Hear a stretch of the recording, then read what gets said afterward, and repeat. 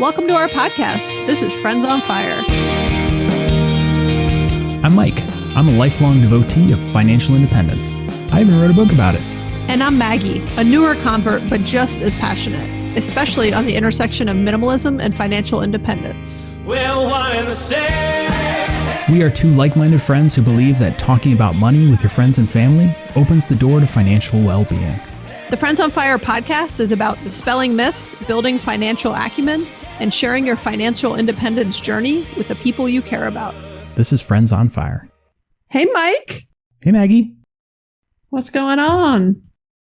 It's Friday, which has become like our normal recording day. I like it. Yeah, Friday lunch. I'm always like super hangry by the time we record this. And after, I'm really excited to go eat after this. Oh, great. Well, I'm glad. But I'm also really excited to have this discussion. I know. It's also, you know what else is exciting about today? It's always a day I love.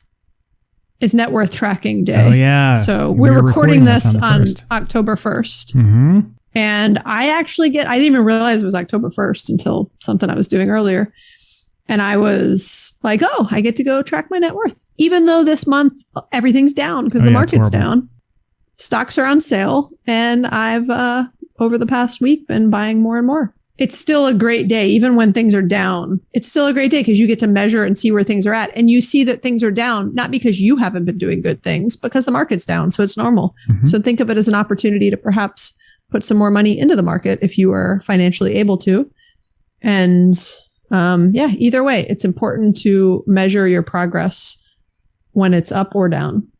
So in today's episode, we're going to be talking about benefits enrollment. And this is my favorite part of the year. And I got a little note card in the mail from work saying, get ready for benefits enrollment. And I get super excited about this stuff. So I think a lot of companies It's funny, you get excited when that note card arrives. I'm like, can't they just do what I did last year? Do it for you? Hey, Mike. And now I'm going to have to go to Mike again. Yeah. Ask him if anything's changed and reapply for everything. Well, I get a big kick out of this. And we actually recently got a question about this. So it's kind of good timing. It shows that we have our finger on the pulse of our listeners. We know what they want. Let's cover our question later when we actually get to it. It was a question about employee stock purchase program. So let's cover that when we actually start to talk about those later in the episode. Okay, sure. So in the past, we have done episodes about all of these different types of benefits, but we've never done one at this time in the year talking about all of the things you are likely to come across and giving you some key points. And so the purpose of this episode is to rapid fire give you a ton of information that will allow you to identify the opportunities and make better decisions. You're still going to have to do research. You're still going to have to look through the enrollment materials because all these plans are very unique and sometimes complicated, but this should be a good foundation for evaluating all the stuff available to you. Yeah. And I think you're right. We'll reference other episodes we've done that go into more detail on some of these topics, but this will be a good all around catch-all for many of the decisions that many people who are employed at, small, medium, large size companies are going to have to make decisions on in the coming weeks and months. So we're going to talk about everything from medical, dental, eye care insurance to the additional medical type of add-ons for like hospital care and additional kind of incremental plans that they offer, to health savings accounts, also known as HSAs, flex spending accounts known as FSAs, dependent care flexible spending accounts, so many letters, known as DC FSAs by some people, life insurance, retirement and savings plans. We're going to talk about DCP briefly, which is deferred compensation plans that some companies offer. We'll talk about employee stock discount programs, and then also just discount programs that employers offer. So we'll talk about, all of these at a very high level and point you to some other additional references if you want to dive a little bit deeper on any of these. So get comfortable for the next 8.5 hours. We will run through all of this information. Yeah. Chapter 1, Part 3. Let's go. Yeah. This is going to be a 15-part series where we talk about all these benefits. All right. So we're going to have to run through this stuff pretty quickly. And we're going to reference some older episodes, as you said, Maggie. The point is not to answer every single question. The point is to remind our listeners what are the important things that they need to be looking out for and taking advantage of.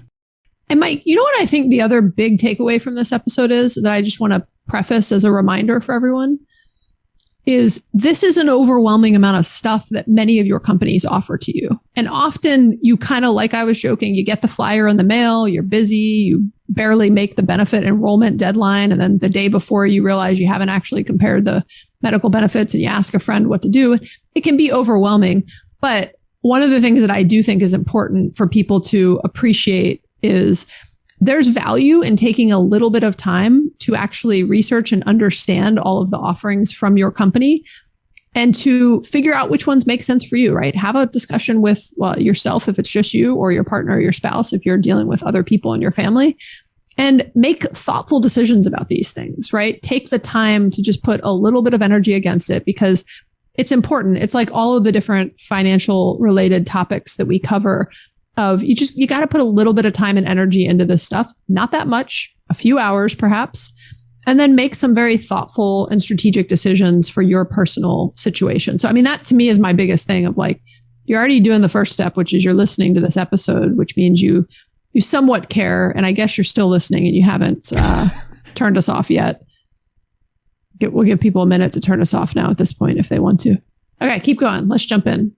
All right, so let's talk about medical insurance first, because this is going to be the one that may not be the most expensive thing or the highest value item, but it is certainly the most prominent and the most emotional for people because it touches on something that is very important to their lives. So medical insurance has 4 primary components. And so when you're looking through your information, look for these 4 things. First is the premium. This is the amount you pay per period to the insurance company just to have the benefit of coverage. Then you have the deductible, which is the minimum cost that you will have to pay to all of your service providers before the coinsurance benefit starts. Then you have the coinsurance, which is the percent of expenses that are covered after meeting the deductible. And then you have an out-of-pocket maximum, which is the cost ceiling that a customer won't pay over for their service. So let me give you an example. You pay $100 a month for your premium. That'd actually be too low. That's a terrible example. You pay $500 a month for your premium. You have a deductible of $3,000. And then after you've spent $3,000, 90% of your expenses are covered by insurance.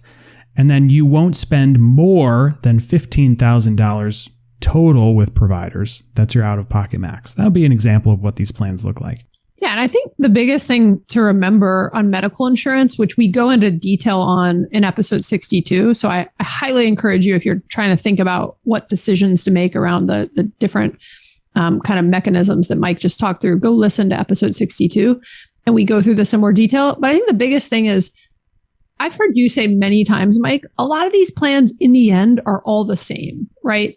It's kind of like where you're front loading your risk, right? Mm-hmm. And you're having to make an educated guess on whether, like which doctors are a priority to use. So if there's certain doctors you want to see, they might only be in one network. And so that's the one you're going to go in. If you're flexible and you just want the lowest cost and, you might want to go with a high deductible plan and kind of take your risk on the back end that you're going to pay very little up front, but you're going to pay higher bills every time you see a doctor, which is what I do. And I think you do the same, Mike. Mm-hmm. But some people would rather pay a bigger premium up front and just know their monthly costs and know that when they do go to the doctor, they're not going to have to pay a $200 bill, which is what I do. I pay every time I go to the doctor, I get a $200 bill for something because I'm on a high deductible plan. So the way this works is that there's always this trade-off. You can pay a higher premium, which means a lower deductible, or you get a lower premium and you pay a higher deductible. In the end, it's always going to end up being kind of the same amount of cost. So don't overthink it too much. Just really think about, do you have the cash necessary to pay all your bills up to your deductible? Is that going to bother you? Do you need to have a different sort of arrangement for your personal cash flow? And remember too, you're only locked in for a year on whatever decision you do make. So you can always try something one year and then say, you know what? I don't really like the way a high deductible plan felt. Next year, I'm going to do something different. So just you're making an educated decision based on the best info you have available to you. But Mike, again, I love your comment when I'll debate certain things with you about medical stuff. And you're like, look, the plans are all like, in the end, you're probably going to pay about the same amount of money. Actually, I just say that to you so you stop bothering me with stuff. That's so funny. Okay. All right, so the unfortunate part of this explanation is that we're going to be pretty limited in giving any sort of specific advice to your plan. There is no easy answer because all the plans are different. They have very unique details that can be different by county in your state, by insurance provider. And so, if you have chronic issues versus you're healthy, if you have kids, or if you don't, there are so many factors which go into this. And so if you understand the mechanics, we recommend doing your best to try to do some math, evaluate your options, and pick what you think is best. In the end, it probably won't matter that much. If you have insurance, you're going to be okay. We're talking about maximizing a few $1,000s a year here or there if you make the right choice based on the events in your life, but don't beat yourself up too much over it. Yeah, it's a great point. Okay, so I think we could say the same things apply to dental and eye care. There's often usually fewer choices in your dental and eye care options within medical. And the benefits are a lot lower. Ideas. Usually they're kind of capped at like $1,000 a year. So, hey, Mike, what about all of the additional sort of quote medical offerings? So like at our company, when you go through and you finally choose whether you're going to do a high deductible plan or like whether you're going to do Aetna or Cigna or whatever, you get through all that. And then at the end, there's like 7 things that they try to offer you. Yeah. And I'm always like, wait, I just felt like I made all my decisions. And now you're asking me if I want long-term critical care insurance. And I'm like, I thought that was included in my main insurance. Yeah. And it's interesting. I was actually for a long time very skeptical of these plans. And if they were like super cheap, maybe I'd get one, but I always thought they were a ripoff. And then I remember you telling me no. Yeah. A couple years ago. You being like, no. I changed my mind. Well, it depends on the plan and it depends on your needs. So when we're talking about these additional plans, we're talking about emergency room visit add-ons or hospital visit insurance or critical care or like rare illness care or something that costs $5 a month and will only cover you if you go to the emergency room at a hospital. That's all it's for. Yeah. But it's really interesting because in certain situations, these can be incredibly valuable. So like, let's say you have a $6,000 deductible on your plan. It's really high for your family and your kid breaks their leg and goes to the hospital. Like you're not going to pay $200,000 for that. But you're going to pay $6,000. You're going to pay $6,000 right up front. And then whatever your co-insurance is on top of that. But if you had an emergency room visit plan and or a hospital visit plan, you could get a payout as determined by the plan of like $3,000 per ER visit. And that would help you out. So you're changing your tune on these. I am changing my tune on them. But like all insurance, and I think I've been very consistent in my recommendations about insurance, like you have to think about what it is that's going to happen in your life and be pretty realistic. If you don't have kids and you haven't been to the emergency room in 30 years, you don't need to get the emergency room care because even if you did at some point in the next 20 years, the money you'd save by not getting the plan would offset your costs. However, if you have kids and you know kids get sick and sometimes have accidents and you've been to the hospital every other year, this might make a lot of sense for you to go get. So you have to think about your situation. I'm still not feeling these plans for the most part, Mike. Well, it depends on how expensive they are. So we will look at this when our benefit stuff comes out. But yeah, you're right. Some of them can be like $50 a year. Yeah. Yeah. And look, I agree. If it gives you peace of mind, this is why it's personal finance. I'm more just commenting like I'm still not into them I think there's sort of such a kind of niche, low risk thing. I'd rather just keep my $50 and put it into a fund every year. Yeah. To cover that crazy thing that could happen. And I feel like that's why I have my HSA, which we'll talk about soon. So. Yeah. Okay, so actually soon, like now, should we talk about HSAs? Yeah, that's the very next item on our list. So we covered this in episode 59, and HSAs, health savings account, flexible spending accounts, and dependent care flexible spending accounts are all sort of similar with slightly different rules around them. They're basically, you get a tax deduction. So you reduce your taxable income by contributing to these plans and then use these plans for payments for specific cases. But one thing that I think is worth starting off on these, Mike, is where we were kind of like meh on the additional medical offerings that we were just talking about. These are like yay. Yeah, these are definitely awesome. gotta do these. you should be doing these. So you can only do an HSA if you have a high deductible medical or high deductible insurance plan. But if you do, you should totally be maxing out your HSA. It's an amazing benefit. You should totally be putting as much as you can and make sense for your family into an FSA or a dependent care account. It is a amazing tax benefits and way to be able to save for medical care and dependent care like childcare and daycare. Yeah, we are as passionate about health savings accounts as we are about 401ks and Roth IRAs. They're in the same league. Yes. So let's run through this real quick. Health savings account is a pre-tax contribution account, sort of like a 401k, for high deductible medical plans, as you mentioned. And then you can use those funds in the year or any year to pay for qualified medical expenses. You get tax deduction on the contribution, and then if you invest it in your HSA, it grows tax-free if you use it for medical expenses when you pay out of it.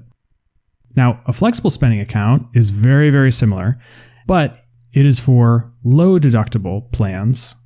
So if you're high deductible, you can get an HSA. If you're not, you can get a flexible spending account. And really the main difference is instead of rolling over every year, like an HSA, you have to use the contributions in the year. So if you contribute $2,000 and you spend $500 at the end of the year, you will lose $1,500. So if you're going to do an FSA, and you should, if you're not eligible for an HSA, you just got to make sure that you contribute only what you're going to spend. Yeah. And then lastly on this list, the dependent care FSAs is for care of your dependents, if that wasn't clear in the title. So daycare, and also Maggie, as you introduced me to, which I'd never really thought about, it's also for older people. It's not just for children. If they are your dependent and you pay for care, this can be used to pay for those expenses. So can I use this to take my mom out to lunch? I'm not sure that's it. Caring for her? I don't think so. Not that sort of care. That'd be cool. That'd be cool. I would totally max this out and be like, Mom, you're getting lunch every week. So you put money in, and then like an FSA, you use it or lose it. But if you are paying for care, you know that it is much more than the annual contribution limit, which is $5,000.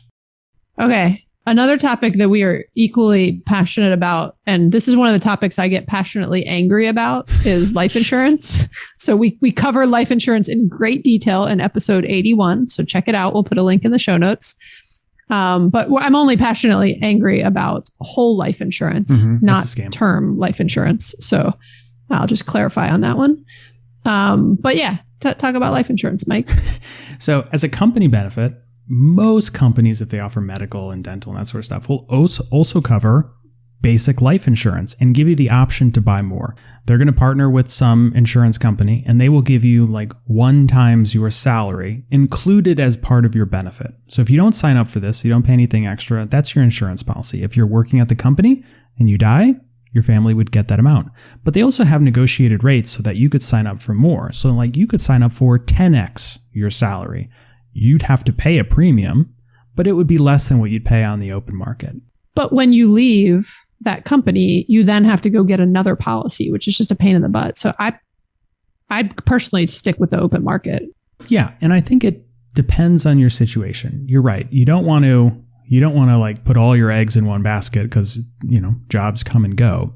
But you could use it to supplement other plans because it's going to be cheaper in most cases than going out and getting your own term life insurance policy. So do you truly believe it is cheaper? I think so. Mike, it could be cheaper, but this is another example where you should do the research yourself, yeah, right? Some companies actually are subsidizing it. Some companies aren't. And so be careful. And we'll talk about this a little bit more on other discount programs. Be cautious. I go into all financial things with a healthy dose of skepticism that I'm being marketed to by some company, which I usually am. And so do the research and go do a quick quote to see what your life insurance would be if you had it on the open market outside of getting it through your company, because it may actually not be any cheaper. Or again, it might be an awesome discount and take it while you can. And then if and when you leave the company, you're going to have to go out in the open market. Yeah, great point, Maggie. And let me go back and amend my answer. It may or may not be cheaper. Now, I think in most cases, it will be cheaper for the contracted provider than going and getting a plan through that same provider. So like if you have a MetLife insurance policy through work, it is likely cheaper to add that plan through your benefits than for you to go to MetLife separately and go get a plan. However, MetLife might not be the best and cheapest option for you on the open market. You could find dozens of other companies that would offer you a better plan for your situation. And so let me go back and say like, maybe it could be less expensive, maybe not. You need to go look at it. Thank you very much for correcting me. I always feel like a really amazing sense of happiness when I've in any way convinced you to like think about something differently, Mike, because I learned so much from you. So when there's like a little thing where you're like, oh, great point, I'm like, yeah. Do you make a little note and like keep it in a diary? Yeah, I write it in my diary for real. I'm like, Mike told me I had a good point today. I can sleep well tonight. Okay, just half joking, but serious. Keep going. All right. So one quick point about insurance policies is that, like all insurance, it could be of great value to you. The intention of them is to compensate your family for your future earnings if you were to die. Now, Maggie, you and I are not big on insurance policies. We don't have a lot of it because we're not really planning on earning a lot more in our future. And so we're not trying to solve like a 40-year gap of income for our families. Yeah. And so it's like, because we've saved for that gap. Right. Yeah. But insurance for a lot of people is going to be very, very helpful. Well, and like I've said many times before, also, if you're divorced, you usually have a legal requirement of how much insurance you have to carry. So make sure you're meeting that requirement for your kids' sake. All right. Next up, probably my favorite of all of these, which we will group together as retirement plans, other savings, other investment plans through work. These can be incredibly lucrative and exciting if you are into that sort of thing. So the main one is a 401k, obviously, and that is called a 401k if you work at a for-profit company. Sometimes it's called something different when you work at a nonprofit company. 403B. Like a 403B. Perhaps. Yeah. The amounts you're putting into those can be adjusted throughout the year. Sometimes there is a 1-year sign up, usually not for the 401k or 403B. Usually it's for like a deferred compensation plan or something like that, where there's a one-time sign up and you've got to commit to your amount for the full year. Or an employee stock purchase plan is another one where you might need to commit to it for the full year. But 401ks, again, big pro. You should be, we've got whole episodes on this, and episode number 16, and then also number 114, where we talk about these in more detail. But we're a big fan of these types of programs. And when you think about the benefits you're getting from your company, these programs are more important than medical in many ways, I would argue, to your long-term kind of success and future financially. Yes. Except if you die because you don't have medical insurance, that would be a bigger impact. Right as I was saying, every time I try to say something's more important, that's hard to say. I think what you were trying to say was that on a financial basis, they're more lucrative than the insurance policy benefit. Exactly. Yeah, I know what you mean. So 401ks, and I feel like we talk about this like every few episodes because it's so prevalent and so important. But 401ks, Roth 401ks, after-tax 401ks, Roth IRAs, like all that sort of stuff. These are tax benefit savings programs that allow you to invest and grow your wealth and plan for retirement. You should be maxing these things out. Go listen to our previous episodes. Go look up the IRS limits for these annual contributions and try to just take advantage of these as much as possible, as consistently as possible. But past that, I don't think we need to cover any more information about it. Yeah, I agree. Like we said, we've got detailed episodes on these for those that want to dig in more. So a couple more plans, and we're getting to our listener question. The first one is going to be deferred compensation plans. And a lot of for-profit large companies are going to have these. They're primarily designed for like executives, people who make a ton of money and want to start not paying taxes on that money and push it into retirement. But essentially, you say you don't need to pay. Hey, Mike, one thing. Sorry, they're designed for that, but the people that are often eligible for it is a fairly kind of what I'd say like median salary range at our company is actually eligible for it. And so, yeah, even though it's kind of designed and created for higher paid employees, a lot of people have access to it and could be using it and just don't. Yeah, because it's a little confusing. Right. Yeah, I think we have a whole episode on like how confused I had been about it over the years. Yeah, and not fully leveraging it. Yeah, and then I went big. At every company that I've worked for that's had these plans, the participation has been less than 10%. And it blows my mind because they are so lucrative. So if you have something that says deferred comp or stock purchase or anything like that, you better read that information in detail because it could be huge. Yeah.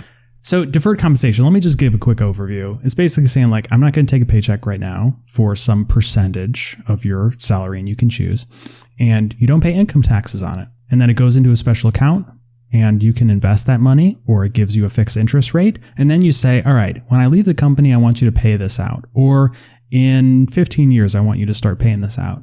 And you can either say, I want to get it all at once, or I want you to split it up into 10 equal payments. And so in 10 years, start paying me this money and then pay it over the next 10 years. And you have a tax benefit. It's invested and it's growing. And then you can also plan and structure your future income. And so for people who are forward thinking and want to plan, this is huge. It is like the best benefit you can get at a company, in my opinion. Yeah, I agree. And remember, you convinced me to go big into it 2 years ago, and I did. And then I got a little scared because the first year I did it was actually during COVID, and I just kind of like freaked out on a few levels. And then I didn't go big this year. Well, again, this is a one-time, you only get to sign up for it once a year, so you're kind of locked in. I got a little scared, went back to like the minimum this year, and all year long, I've been regretting it. Yeah. And I'm going big next year. Yeah. So it was go big or go home. And you decided to go big one year and then go home the next year. Go home the next year. Yeah. It might be better to just have a steady state for a long period of time as a recommendation for others. All right. Let's read that listener question as we get into employee stock programs. Let's do that. And by the way, we've been getting a ton of questions. Yeah, and we've been responding. And so thank you all very much. We are getting to your questions on air. We will not be able to get to all of them, but we have been responding to all of them. So thank you for your engagement. Yeah, and we love getting the questions, and we'll always respond individually. And if you ever don't hear back from us, just ping us again. It might have gotten overlooked somewhere. So this person texted us this question, and you can actually text us questions to the same number that we list as our phone number at the end. So, hi, Mike and Maggie. Actually, sorry. Hey, Mike and Maggie. I just started listening to your podcast from the beginning, and it has been extremely helpful. I'm 27, recently married, and trying to get a hold of our finances. My husband is terrible with money and has no savings. Burn. I looked through, that was my comment. I looked through the list of episodes and I didn't happen to see one on employee stock exchange programs. My company allows a 15% discount of stock price. A lot of colleagues say it's a safe investment since our company is doing really well and has recovered from the COVID dip, but I haven't maxed out my 401k yet. I do the max that the company matches of 5%. So I'm not sure if I should be putting my money towards company stock quite yet. Do you have any thoughts? It's a great question. That's a great question. And like all of our answers, it depends. But let's talk about stock purchase plans first. And there's a difference between stock purchase, stock grants, and stock options. So stock grant is just part of your compensation. Like every year you get $10,000 in stock and then it pays out at some fixed, which some companies do, fixed schedule. Stock purchase is like what our listener is describing, where you can go buy shares and it's usually at a discount where you get a bonus, a percentage increase on top of your purchase. And then the other is stock options, which is almost exclusively available to high-level executives. And it's like you will have $2 million of stock available to purchase at a certain price in 5 years. It's very complicated, worth a ton of money. Stock options are almost exclusively for high-level executives. Now, a lot of people ask me questions about their stock option plans, and they're not actually stock options. They're stock grants or stock purchase plans. If you are invest, listen. If you are listening to this podcast and you make $10 million a year because you're some senior executive, like, thank you very much. But I don't think we have any listeners like that. Most people are not going to have stock option plans, and if you do, like, consult a financial advisor because it's going to be worth a ton of money to you, and it's going to be very specific to your situation. Anyway, let me answer this specific question. In general, stock purchase plans are a pretty good deal. But think about it like, would you buy the stock if you didn't get a discount? 15% is like pretty good. It's not great. If it was a 50% discount, I'd be like, shoot, max that out, do as much as you can. But at 15%, like, you may or may not have a different opportunity that could be more lucrative for you. And to that point, Mike, of how it's personal for everyone and you need more details, the second part of her comment was, I am not yet maxing out my 401k because of that, we were a little bit more like if someone said they were doing everything else and they have a stock discount program, employee stock discount program, we'd say like, yeah, throw into that. That's a great additional thing to do with your money. It's a great resource. But if you're not yet maxing out some other things is when it's like, oh, you might actually want to kind of focus on like putting the extra money you have into your 401k, because that's much more diversified across a broader market versus, having all your eggs in one basket with your company. That's exactly right. And you'd be getting the tax discount, which could be 20, 30%, depending on your tax rate. So yeah, it's probably better for this listener to put it into her 401k, max it out first. But that being said, if you're even considering either one of those, I'd be like, you're doing great, right? Yeah. You're putting money away for the future. I'll give you a real life example.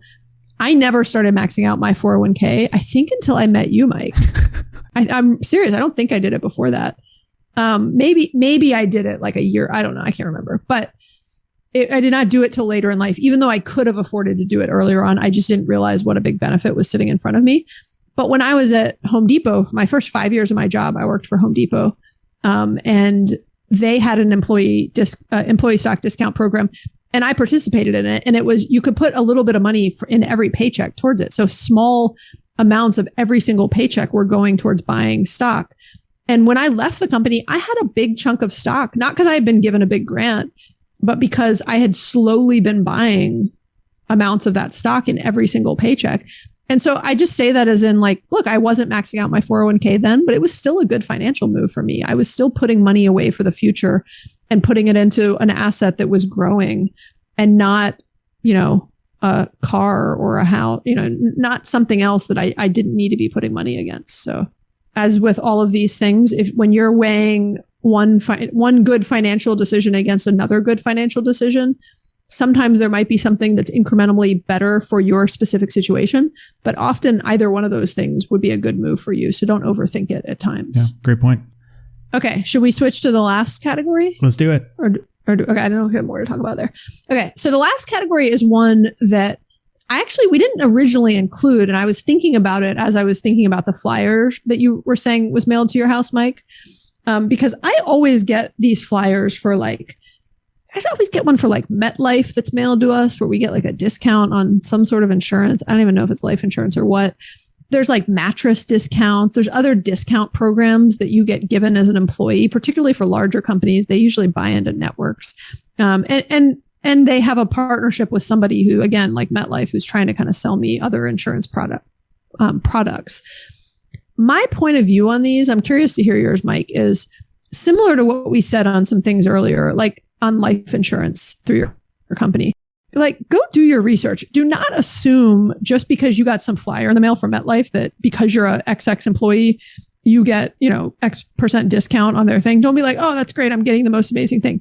They're trying to market to you. They have some partnership with your company or there's some deal where, it's worth it to them or they're getting some kickback. Don't assume that's a good deal. Still go and compare things on the open market and then make your decision based on that. And I would make the same recommendation when you see a mattress discount. That might be the mattress you want, but it's with a particular company, and go figure out what mattress makes the most sense for you and what you're willing to spend and what other discounts are out there. The best deal in the world is likely not the one that you happen to be getting through your company. On the flip side, sometimes there could be a really good discount, like a cell phone. There used to be some kind of cell phone discounts with our company. I don't even know if they're still around, and they were really good and it was worth it. So I think it's just a reminder of don't assume that those discounts are always going to be an amazing deal for you. Do your research and make a personal decision on it. I always assume they're terrible deals. Yeah. Well, it's kind of like what we said of going in with a healthy dose of skepticism, Yeah, I always try to have a glass half full attitude about life.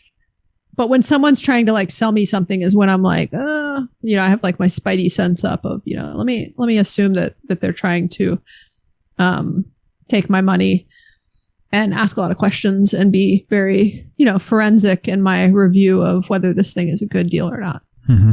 Okay. So I hope that was helpful for everybody. A lot of information, but also a very exciting time. If you are not currently excited about benefit season, hopefully this has gotten you a little bit closer to that point. Oh, yeah. The more excited you can get, the more likely you are to research and take advantage of these opportunities. Yeah. Benefit season. Very exciting, which brings me to our top 3 takeaways. All right. Number 1, Mike. Benefit season is exciting! Exclamation point.